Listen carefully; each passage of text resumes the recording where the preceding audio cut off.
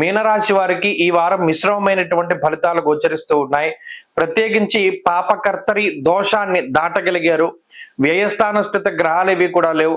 జన్మరాశి స్థిత రాహు గాని, శనేశ్వరుడు గాని, బుధుడు గాని ఎక్కువగా ఇబ్బంది పెట్టేటువంటి గ్రహ సంపత్తి. రవి 2వ స్థానమందు హీనత్వం, దుష్ట సంసర్గో, మనస్తాప శిరోభ్యధ.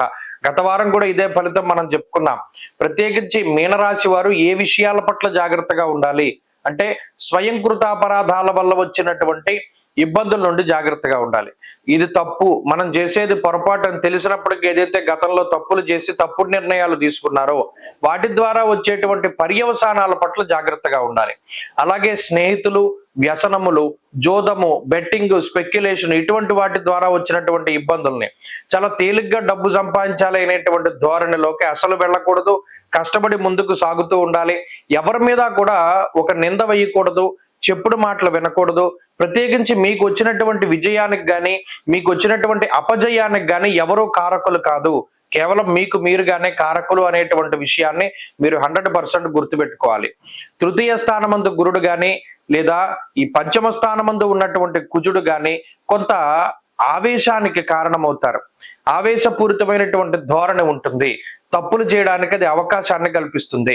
ఎప్పుడూ కూడా చాలా జాగ్రత్తగా ఉండాలి, నిదానంగా వ్యవహరించాలి, ఆలోచించి నిర్ణయం తీసుకోవాలి.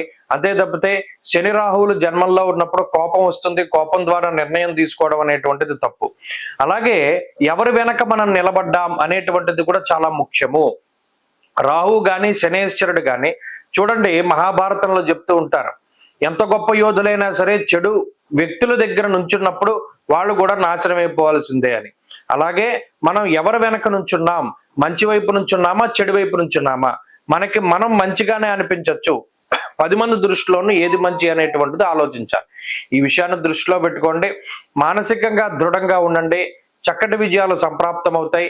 గ్రహస్థితి ఎంత వ్యతిరేకంగా ఉన్నా జాతకం బాగుంటాయి. వీటన్నిటినీ కూడా దాటి ముందుకు వెళ్ళగలుగుతారు. దైవనామ స్మరణ చేయండి. పంచాక్షరి స్తోత్రాన్ని క్రమం తప్పకుండా పారాయణం చేయండి. పంచాక్షరి మంత్రాన్ని క్రమం తప్పకుండా జపం చేయండి. మంచి ఫలితాలు సంప్రాప్తమవుతాయి. ఈ వారంలో కలిసి వచ్చేటువంటి రోజు శుక్రవారంగా చెప్పవచ్చును. అదృష్ట సంఖ్య 5, అదృష్ట వర్ణము తెలుపు.